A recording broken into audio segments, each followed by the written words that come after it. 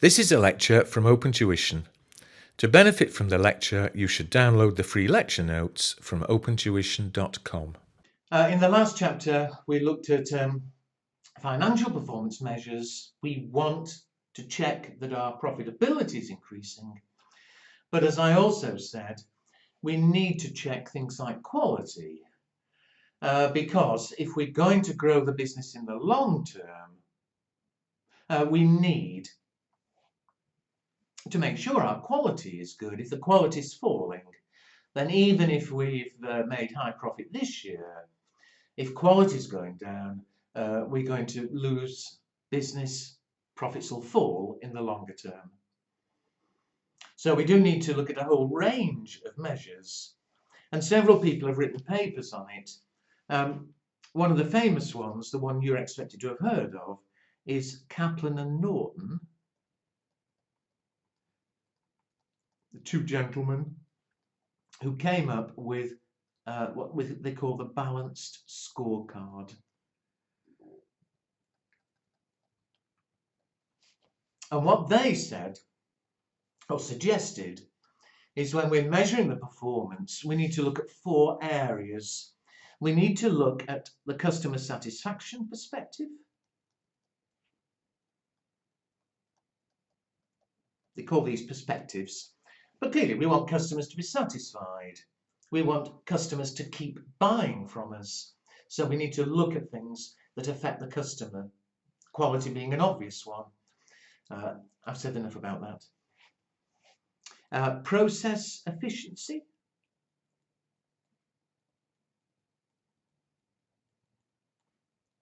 If we want to improve, we want to be more efficient. You know, if I make desks and it's currently taking our workers 5 hours to make a desk, then of course, if we can somehow be more efficient and they can make it in only 4 hours, it saves us money. It's good for the long term. The growth perspective, or innovation and learning. Again, if we want to grow in the long term, we need to be looking for new products. New products to earn more revenue, to grow, or new ways of doing things. You know, I make desks, we make them by hand. Maybe we should consider making them by machine. If machines are available, maybe it's a more efficient way of doing it. Maybe it'll save us money. Innovation. And finally, of course, although these are the 3 I've mentioned are more non-financial, certainly we need to look at financial measures. We've already discussed that. But it's not just financial, it's a range of things. To show what I mean, and I think you'll find this pretty straightforward, look at example 1 on the next page. McWendy's is an Indian restaurant that wishes to implement a balanced scorecard approach, and we've established the following goals for each perspective. Well, I mentioned goals in the first lecture, on these 3 chapters, that we need to set ourselves goals. What is it we're trying to achieve? What are the most important things we're trying to achieve? And we've decided that from the customer point of view, our goal is to increase the number of new and returning customers. A process efficiency perspective. We want to be more efficient. There are lots of things we could look at, but we decided the most important areas. To reduce customer waiting time. We're a restaurant, to serve them faster. And to reduce staff turnover. Maybe at the moment lots of staff are leaving and we keep having to recruit new. It's perhaps more efficient if we can keep the same staff who know what they're doing. Learning and growth. We've decided that as an aspect of this, to increase the proportion of revenue from new meals. That's innovation. To keep bringing in new meals to attract people. Well, a goal to increase the proportion. And to increase the percent of training time for staff. The more we train them, the better they'll get at the job. Learning and growth. And finally, financial perspective, we want to increase the gross profit margin. Fine. Increase the spend per customer. The more customers spend, the better. So there are lots of possible goals for any business. They've decided they're the most important ones under each heading. They've then given us a lot of information about this year and last year, and it says calculate appropriate measures and comment on whether or not we're achieving our goals. So let's run through them. First of all, the customer perspective. It was to increase the number of new and returning customers. Well, how have we achieved it? Certainly the total customers. 2016 was 27,800. It's gone up to 29,000. Well, there we are. There's our measure. Have we increased the number of customers? However, we want to increase the number of both new and returning. Well, new customers, yes, we've increased 6.5 up to 8,200. What about returning customers? Customers coming for a second time? We want them to come a second time. If they're coming a second time, it means they like it. That's gone down a bit. 21,300 down to 2,800. That's a bit worrying. Why aren't customers coming back? If they enjoy the restaurant, if they're satisfied, you'd expect them to come again. So, all right, it's not a dramatic fall, but that is a bit worrying. We told customer complaints. Now, that wasn't one of our goals, but had it been, that's worrying. The complaints have gone up. And obviously, the more people complain, the more it sounds as though they're not happy with the restaurant. So I'd be worried. What about process efficiency? We want to reduce the customer waiting time. Have we achieved it? In 2016, they were having to wait 15 minutes. In 2017, it's 25 minutes, presumably on average. Now that is a problem. Maybe that's why they're complaining. Maybe that's why customers aren't coming back. We're taking too long. We're not being very efficient. We need to look at that and see, why is it taking so much longer? What can we do to reduce the waiting time in the future? We also want to reduce staff turnover.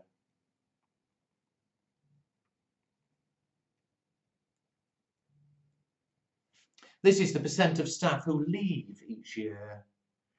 And last year, 15% of the staff left and needed replacing. Obviously, especially in a restaurant, you've always got staff leaving and you need to get new ones. But last year, 15% of the staff left. We had to get new. But this year, 30% have left. And again, that's worrying because, you know, new staff need training. Existing staff, hopefully, are good at the job. They know how to do it. They've been doing it for a while. But if we keep having to get new staff in, they like to be slower. And you see, that could go with the waiting time. Maybe the reason it's taking 25 minutes to serve a customer is because of all this new staff we've got, who are not as good as the old staff. So again, that's something we need to look into. Why are staff leaving? Why are they not happy? If the staff aren't happy, the danger is the customers end up not being happy. Always round, we end up potentially losing money. The learning and growth perspective.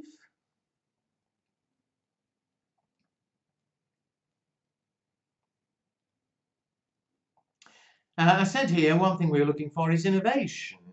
to keep bringing in new meals, in general, for any business, new products, potentially attract more customers. Look at the revenue there. Revenue from new meals. In 2016, it was 26,000. It's gone up a lot to 64,000. And so there, we seem to be achieving our goal. It does seem as though we're innovating. And all right, I don't know how many new meals there are. It could just be the very expensive new meals, but we do seem to be growing on that score. Increase the percent of training time for staff.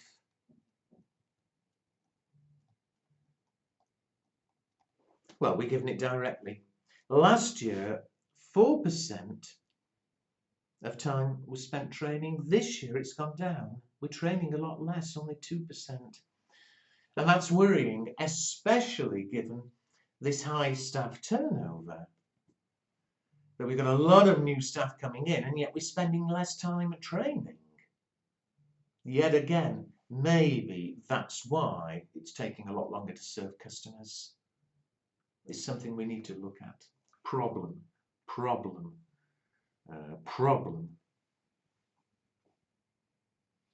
Finally, the financial perspective. I'll do the second one first, the more obvious one. We want to increase the gross profit margin. Well, we talked about the gross profit margin in the previous lecture.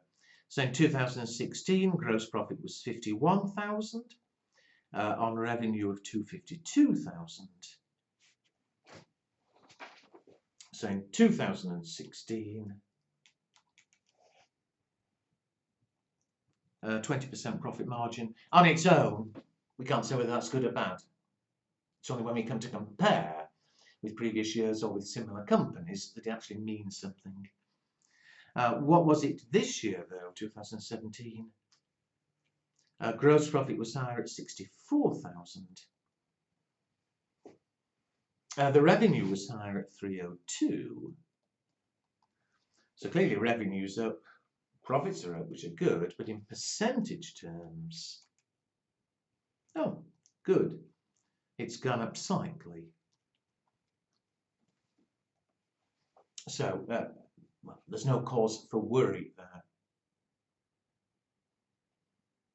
Finally, the spend per customer. We've got more revenue, fine, but of course we've got more customers. There are two ways, obviously, of achieving more revenue, more profits. It's either to get more customers in, or to get the customers to spend more.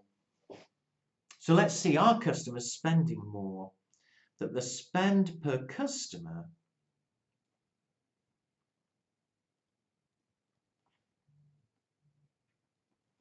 in 2016, the total revenue was 252,000. And how many customers did we have? It was 27,800. And so each customer on average is spending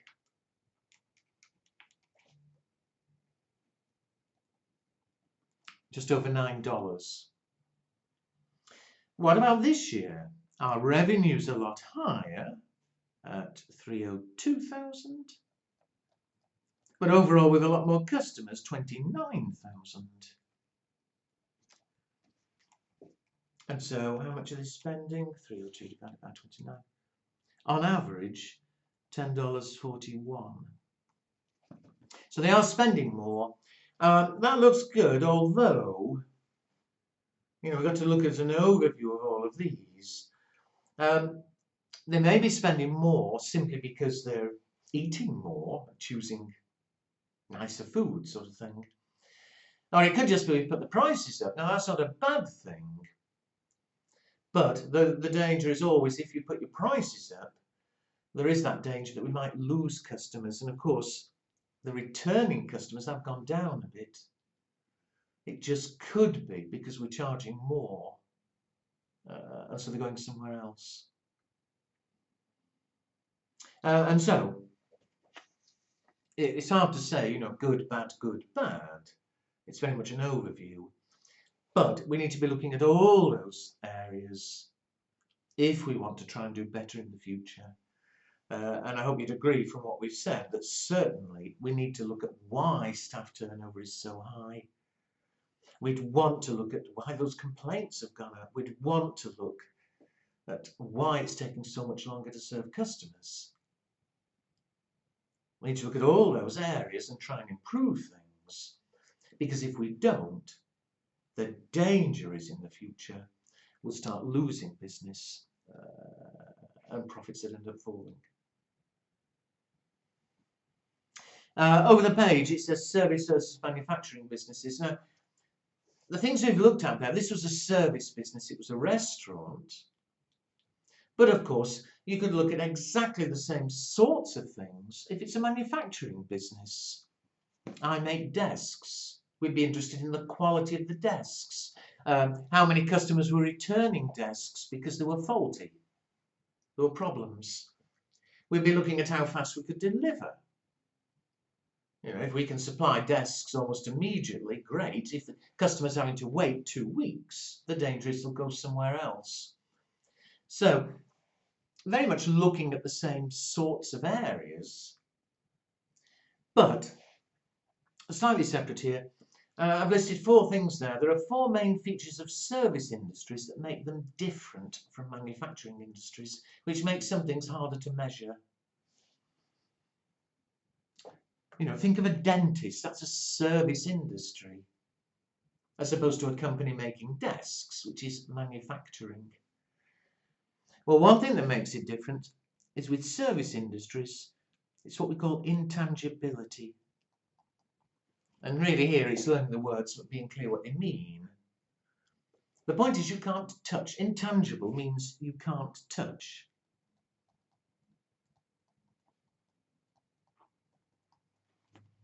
And the reason that makes a difference when we come into performance measures, think about measuring the quality. You buy a desk. The desk there in front of us, we can see whether the desk is good or whether there are faults with it. It can be measured.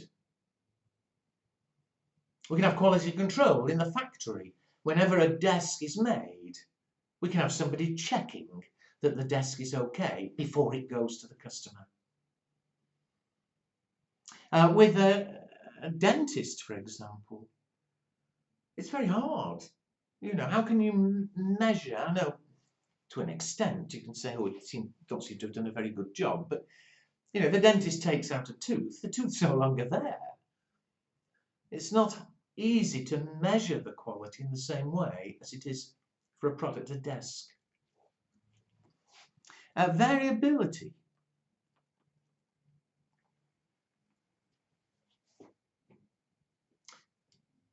With a manufacturing company, if I'm making desks, hundreds of desks, they're all the same. They're much easier to check each desk. We can have standards. The desk should look like this. Well, we can check them. Yes, it does. It's good. No, it doesn't. It's bad. But with a dentist or a service industry, each thing is slightly different. I don't have to write an essay. Each job is slightly different. Even just giving a filling. Every filling is that little bit different. It may be a very bad tooth or only a little bad tooth. It may be a big tooth, it may be a small tooth. You can't say every filling is exactly the same. Or every time we take a tooth out, it's exactly the same. People's mouths are different. Products, yes. Hundreds of identical products. Service industry, each bit is a bit different. Simultaneity. Oh. What we mean here, I will write one bit down in a moment, but think back to something I said before. If we're a manufacturing industry making desks, we can have a quality control procedure that, the desk is made before it leaves the factory. We check it, then we give it to the customer. But you can't do that with something like a dentist, because the customer's having the service at the same time as we're giving it. You can't give a filling and then sit and check it before you give it to the customer. It's happening at the same time. The customer receives the service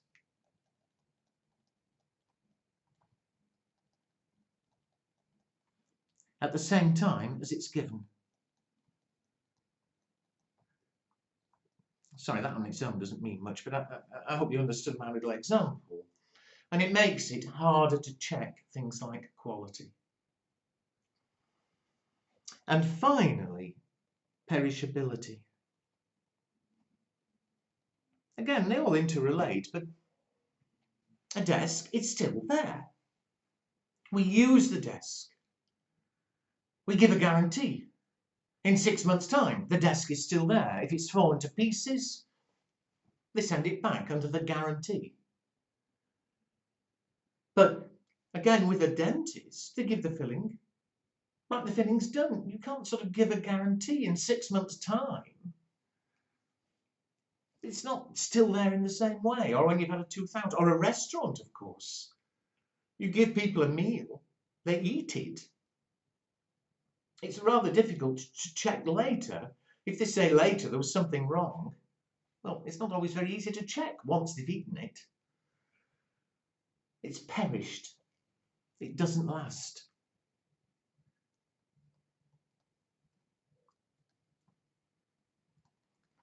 So learn those 4 words, but be clear basically what each of them mean. And the idea that because of those 4 things, it's not always as easy to measure performance for a service business as it is for a manufacturing business. That's all.